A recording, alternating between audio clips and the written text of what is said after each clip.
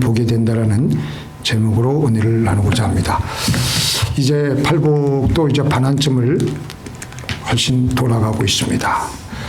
우리는 삶을 제대로 살아가려고 하지만 삶이 우리의 마음 먹은 대로 불려지지 않고 때로는 벽에 부딪히게 됩니다. 뭐 하나 제대로 우리의 힘으로 우리의 뜻대로 인생이 흘러가지 않는 것을 우리는 해가 가면 갈수록 뼈저리게 체험하게 됩니다. 그래서 우리가 느끼게 되는 것은 마음이 가난해질 수밖에 없습니다.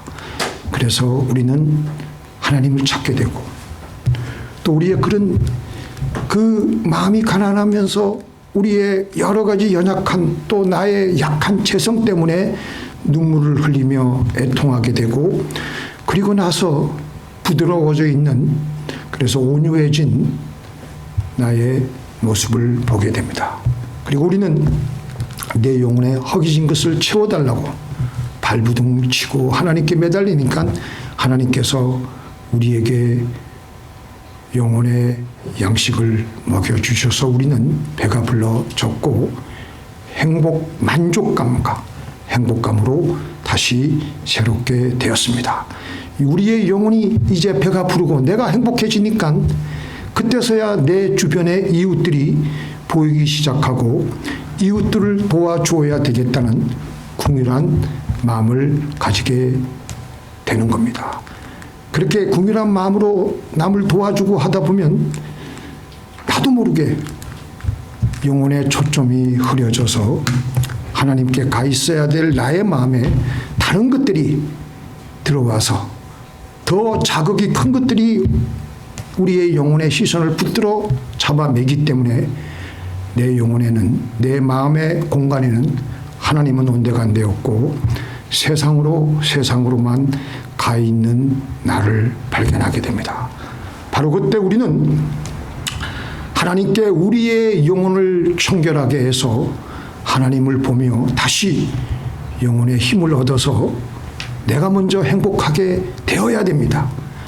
하나님을 보며 하나님을 체험하기 위해서는 우리의 마음이 청결해져야 되는데 우리의 마음이 깨끗하고 청결해지는 것은 뭐냐? 마음이 한 마음으로 되는 것입니다.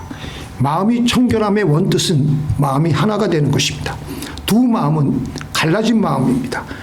우리에게는 전심으로 하나님을 사랑하지 못하고 늘 두 마음을 품고 하나님을 사랑하려는 모습이 저마다 다 있을 겁니다.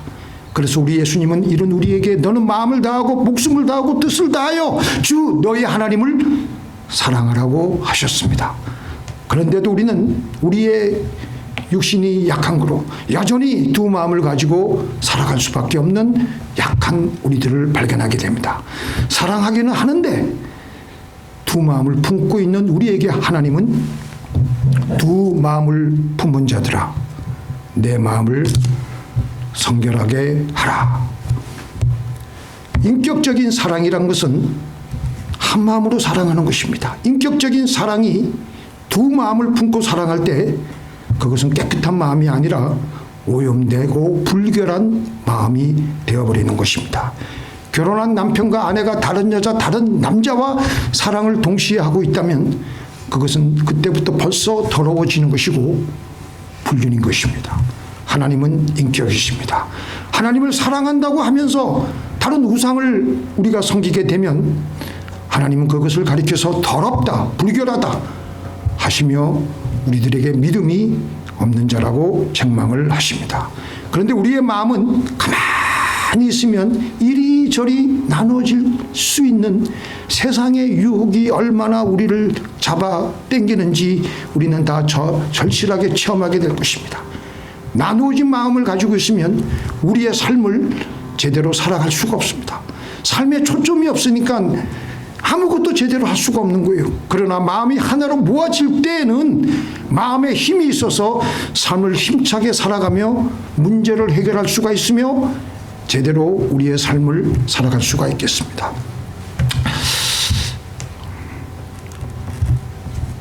오늘 말씀의 이해를 돕기 위해서 제가 옛날 이야기를 하나 하려고 하는데요. 어떤 아버지가 아들을 명궁으로 만들기 위한다는 것은 맨날 활을 잘 쏘는 아이로 키우기 위해서 산속에서 수련하고 있는 어떤 사부에게 데리고 갔습니다. 그래서 그 아이가 그 사부에게 맡겨져서 그때부터 산속에 가서 훈련을 받는데, 그 사부가 이 아이에게 어떤 것부터 지시를 하냐면 활 쏘는 법을 가르치질 않아요. 그리고 청소만 시키는 겁니다.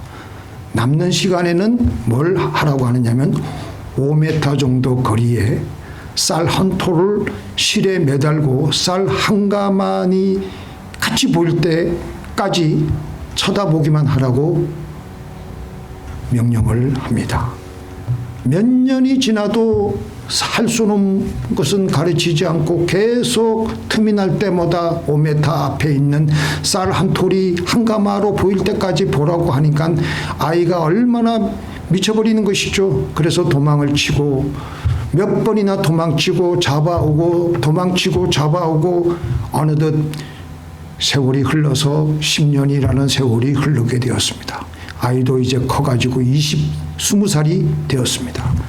어느 날 이 아이가 똑같이 쌀 한 톨을 쳐다보는데 갑자기 쌀 한 톨이 쌀 한 가마니처럼 보이기 시작하는 것입니다. 놀라움과 기쁨을 가지고 사부에게 가서 말합니다. 사부님, 드디어 쌀 한 톨이 가마니처럼 보이기 시작합니다. 사부가 그래 미소를 지으면서 처음으로 이 청년에게 활을 내주었던 것입니다. 이제 가서 한번 쏴봐라. 세상에 눈앞에 쌀 한 가마니를 못 맞힐 사람이 누가 있겠습니까? 정확하게 쌀 한 톨을 관통하는 명궁이 되었던 것입니다. 프로 야구 선수들도 야구가 잘 되는 날에는 자기가 갖다 대는 빠따에 공이 잘 맞는 날에는요, 공이 크게 보인다고 합니다. 우리의 신앙생활에서도 하나님이 크게 보이도록 우리가 하나님을 찾는 훈련을 하게 되면요, 우리는 믿음으로 문제의 관역을 잘 맞추게 되고 형통하게 살아가게 되는 것입니다. 하나님은 우리에게 마음을 하나로 모으기 위해 다음의 비책을 말씀해 주셨습니다. 같이 읽겠습니다. 오직 여호와의 율법을 즐거워하여 그 율법을 죄하로 묵상하는 자로다. 저는 시냇가에 심은 나무가 시절을 쫓아 과실을 맺으며 그 잎사귀가 마르지 아니한 같으니 그 행사가 다 형통하리로다. 사방에 사람들이 다 가뭄이 들어가지고 죽는다고 아우성을 치고 할 때 이 사람은 하나님께만 집중하는 거예요. 한 마음을 품는 거예요. 하나님 말씀 가지고 계속해서 매달리고 기도하고 중얼중얼거리고 그러면서 그러니까 하나님이 들려주시는 말씀을 듣게 되고 응답을 듣게 되고 레마의 말씀을 듣게 되니까 문제의 관역이 정확하게 보이게 되고 관역을 깨뜨려서 문제를 해결하고 형통하게 살아가는 것입니다. 여호수아에서도 마찬가지입니다. 이제 막 모세를 이어서 이스라엘의 새로운 지도자가 된 여호수아의 그 마음이 얼마나 초조하고 벌벌 떨렸겠습니까? 마음이 이리저리 갈리고 해서 번민이 쌓여서 아무 일도 못할 지경입니다. 그때 하나님께서는 그 여호수아에게 이 말씀을 주셨습니다. 이 율법책을 네 입에서 떠나지 말게 하며 주야로 그것을 묵상하여 그 가운데 기록한 대로 다 지켜 행하라. 그리하면 내 길이 평탄하게 될 것이라. 내가 형통하리라. 내가 내게 명한 것이 아니냐. 마음을 강하게 하고 담대히 하라. 두려움을 놀라지 말라. 내가 어디로 가든지 내 하나님 여호와가 너와 함께 하느니라 하시니라. 강하게 하고 담대히 하라는 것은 마음을 하나로 계속해서 집중하라는 겁니다. 하나로 모여진 마음이 두 개로 갈리지 않도록 하나님께서 주신 율법책 말씀을 주야로 묵상하라고. 그래서 마음을 강하게 하고 담대히 하고 놀라지 말고 두려워하지 말고 마음을 하나로 모으라고. 그 방법이 뭐냐? 주야로 이 말씀을 내 입에서 떠나지 말게 하며 그 말씀을 계속 생각하고 묵상하라고. 그렇게 해야지 너는 마음을 강하게 하고 담대히 할 수 있다고. 그렇게 해야지 너는 마음을 하나로 모을 수 있다고. 종종 하나님께서는 우리에게 감당할 수 없는 문제를 우리에게 허락하십니다. 종종 하나님께서는 우리를 광야로 지나가게 하시는 것은 기도밖에 할 것이 없게 하시려고, 하나님만 보게 하시려고, 하나님께만 집중하게 하시려고 그렇게 하시는 것입니다. 광야를 지나며 아무도 우리를 도와줄 수 없을 때 우리는 마음이 가난해져서 하나님께 나와서 붙들며 기도하고 할 게 기도밖에 없어요. 그러니까 하나님이 크게 보이고 하나님의 말씀만 듣게 되니까 그때는 어떤 마음이 듭니까? 행복합니다. 아무거 가진 거 없어도 행복해요. 왜냐하면 하나님께로 집중이 되고 하나님께 몰입이 되니까 하나님이 크게 보이게 되고, 하나님이 크게 보이게 되는 사람에게 하나님이 가만히 계시겠습니까? 하나님께서 그 은혜를 물밀듯이 부어주시는 것이죠. 그래서 고린도후서 6장 10절에 보니까 근심하는 자 같으나 같이 읽겠습니다. 항상 기뻐하고 가난한 자 같으나 많은 사람을 부유하게 하고 아무것도 없는 자 같으나 모든 것을 가진 자로다. 세상 사람들이 볼 때는 도저히 기뻐할 수 없는 광야를 지나가는 사람인데 근심할 수밖에 없는데 항상 기뻐하는 거예요. 가난한 자 같은데 항상 부자같이 부하게 남을 부유하게 하고 아무것도 없는 자 같으나 모든 것을 가진 자같이 삶을 살아가는 겁니다. 이해를 못하는 겁니다. 두 번째, 우리가 한 마음으로 한 생각으로 주님께로 나아가기 위해서는요, 나에게 다가오는 모든 일을 무조건 감사하며 찬송하며 나아가는 겁니다. 그러면 우리는 마음을 청결하게 마음을 하나로 모을 수가 있다고 하나님께서 우리에게 그 방법을 말씀해 주셨습니다. 같이 읽겠습니다. 항상 기뻐하라, 쉬지 말고 기도하라, 범사에 감사하라. 이는 그리스도 예수 안에서 너희에게 향하신 하나님의 뜻이니라. 하나님께서는 이 거칠고 험한 세상, 지금 한국만 해도 얼마나 지금 소용돌이 쳐서 뭐가 진실인지 뭐가 진짜 뉴스인지 가짜 뉴스인지 누가 나쁜 놈인지 누가 좋은 놈인지 알 수가 없습니다. 그러나 하나님께서 우리가 이럴 때 우리는 중심을 잡고 하나님께서는 우리가 어떻게 해야 한 마음을 가질 수가 있는지에 대해서 정확한 방법을 말씀해 주시고 있습니다. 항상. 그 다음에 쉬지 말고 범사에. 항상 쉬지 말고 범사에. 조금이라도 우리의 마음이 분산되지 않도록 한 마음을 갖도록, 그래서 마음이 청결해지도록 그렇게 하나님은 그렇게 해서 하나님을 계속 하나님을 보라고 하신 것입니다. 정신일도 하사불성이라는 우리 고사성어 다 알고 계시겠지만 마음을 한 곳으로 모으면 무슨 일도 해낼 수가 있다고 우리 옛 선조들도 그렇게 삶을 통해서 우리들에게 알려주고 있습니다.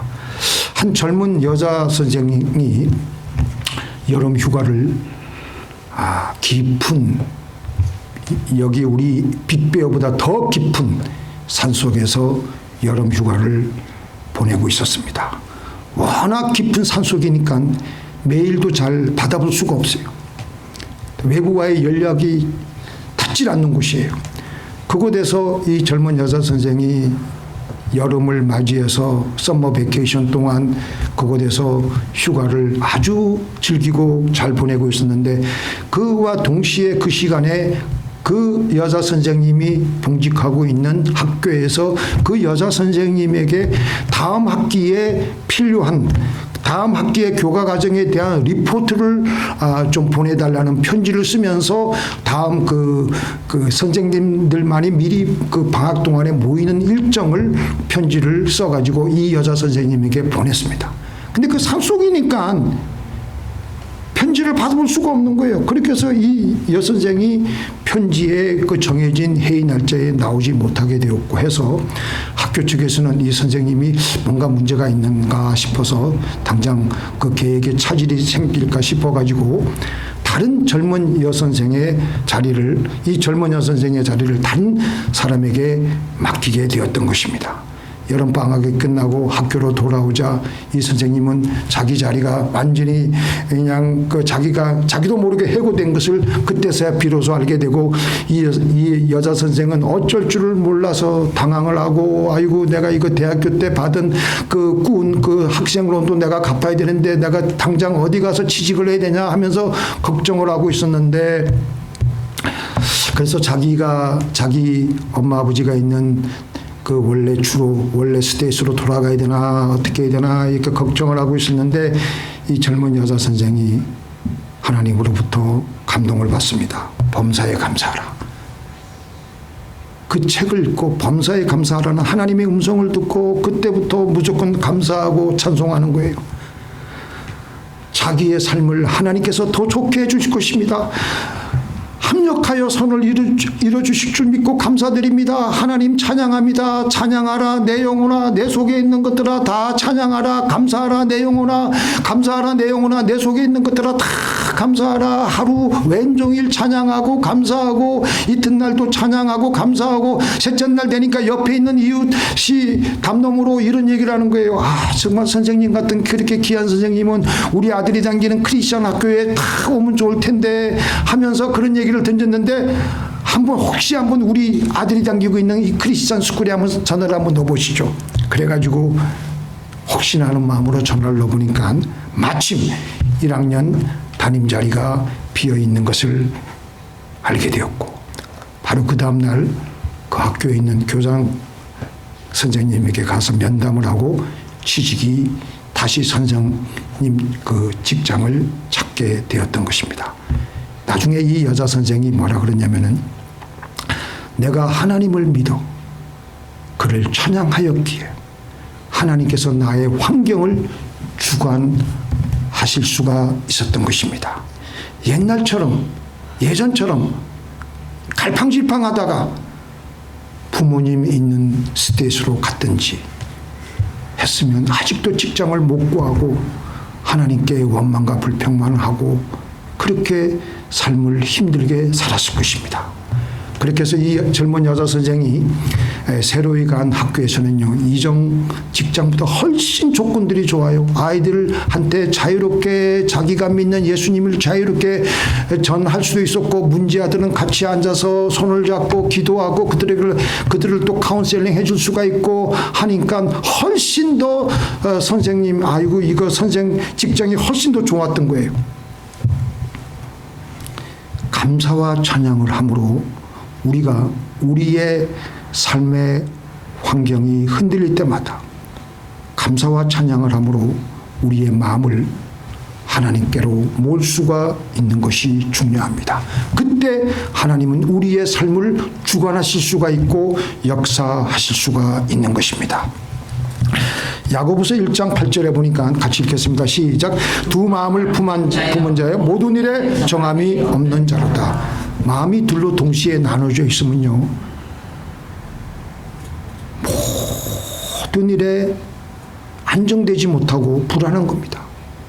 예를 들어서 우리가 어렸을 때 시골에 가보면 감나무가 있는데 그 감나무가 그 높은 담을 삐져나온 감나무 가지에 그 감이 있으면 길가까지, 담 밖으로 길가까지 뻗어 있는 그 감나무 가지에 그 감을 따먹기 위해서 아이들이 그 감만 내버려 뒀겠습니까? 가지를 길다란 장대를 치고 해가지고 결국은 뭐 감을 뭐 얻어먹든지 그렇게 할 것 아니겠어요?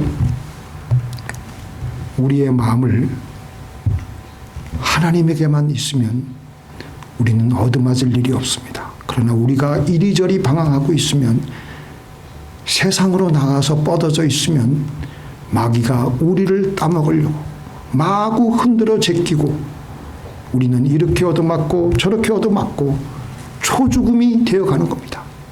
그래서 하나님은 우리에게 마음을 하나로 모으라고, 생각을 하나로 모으라고, 이거냐 저거냐 갈피를 못 잡고 정함없이 살지 말고 마음을 청결하게 해서 마음을 하나로 모아서 살아가라고 하시는 겁니다. 그래야지 우리가 제대로 하나님을 보면서 행복하게 살아갈 수가 있기 때문에. 결론적으로 다시 말씀드리겠습니다. 오늘 본문으로 돌아가서 마음이 청결한 자는, 자, 우리 8절 한번 같이 읽어볼까요? 시작. 마음이 청결한 자는 복이 있나니 저희가 하나님을 볼 것이며. 결론의 말씀입니다. 어느 소년이, 우리가 학생 때도 다 이런 것을 경험했지요. 어느 소년이 자신이 사랑하는 여학생을 너무나도 사랑해서 쓴 사랑의 편지입니다. 제가 이 편지를 읽으면서 야, 나도 이 고등학생 때 첫사랑의 이 감격이 몰려 들어오는 것을 제가 느낄 수 있었습니다. 여기서 쓴 그 여학생의 이름이 윤하입니다. 그 남학생 이름이 안 나고 남학생이 그 윤하라는 여학생에게 쓴 편지인데 한번 제가 잠깐 읽어드릴게요. 윤하에게, 요즘은 내가 보는 모든 게 너랑 닮았다. 구름도 닮았고 꽃도 닮았고 달도 닮았다. 오늘 구름은 쭉 찢어진 게 너의 웃는 모습을 닮아서 나도 입이 쭉 찢어지게 웃었다. 이런 편지의 내용이 있었어요. 이런 경험을 학창시절에 다 해봤을 겁니다. 특별히 남학생들은.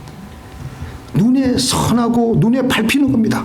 그 사람이 지금 실제로 지금 내 옆에는 없지만 그 사람이 눈에 선하고 눈에 밟혀서 나의 시선이 닿는 곳마다 그 사람의 얼굴이 떠오른다는 겁니다. 구름을 봐도 꽃을 봐도 달을 봐도 그 사람 얼굴이 계속해서 선한 거예요. 그 사람의 모습이 떠오르는 겁니다. 심지어 눈을 감아도 그 사람의 얼굴만 보이는 거예요. 그런 사람, 여자분들은 모르겠지만 남자들은 다 했을 것 같아. 저도 했으니까. 눈만 감으면 그 여학생 얼굴이 떠오르는 겁니다. 그 사람이 옆에 없지만 마치 그가 나를 보고 있는 것처럼 느껴져서 나의 행동도 조심스러워지고, 그래서 실제로 그를 보고 있는 것처럼 살아가는 것입니다. 하나님을 보는 것은 꿈이나 환상을 보는 신비한 체험을 말하는 것이 아닙니다. 이 땅을 살면서 세상에 취하지 않고 오로지 하나님만을 간절히 사모하며 우리들에게 주어진 일상의 삶 속에서 매 순간 하나님을 생각하고 사랑하니까 그 모든 사건을 통해서, 그 모든 보여지는 것들을 통해서 하나님의 모습을 본다라는 것입니다. 사실 이 세상의 모든 사물은요, 하나님의 모습을 다 갖고 있습니다. 그건 제 말이 아니에요. 하나님 말씀이에요. 우리 같이 읽어보겠습니다. 창세로부터, 시작. 창세로부터 그의 보이지 않는 것들, 곧 그의 영원하신 능력과 신성이 그가 만드신 만물에 분명히 보여 알려졌나니. 우리들의 마음이 죄와 그 여러 가지 세상의 모든 그런 것들로 더러워져서 만물에 담겨있는 하나님의 모습을 알아보지 못할 뿐이지, 하나님의 능력과 신성을 알아보지 못할 뿐이지, 사실 우리가 하나님을 믿고 깊이 사모하고 깊이 사랑하면은, 우리의 마음이 청결해져 있으면, 우리의 마음이 하나로 모아져 있으면 우리를 둘러싼 모든 자연을 통해서, 우리의 일상의 삶을 통해서 하나님의 능력과 신성을 볼 수가 있는 것입니다. 우리가 처음 예수 믿고 나서 기도원에 가가지고 한 며칠 금식하고 나서 은혜를 많이 받고 나서 이렇게 길을 나서면은 하늘을 다시 보게 되면 하늘이 다시 보이고, 길가에 나무가지가 다시 새롭게 보이며 사방에 하나님의 손길을 느낄 수가 있었던 것을 우리는 다 체험해 봤을 것입니다. 사랑에 빠진 소년이 구름과 꽃과 달에서 사랑하는 소녀의 얼굴을 보듯이 우리의 마음이 청결해지기만 하면은 하나님을 언제나 볼 수 있게 되는 것입니다.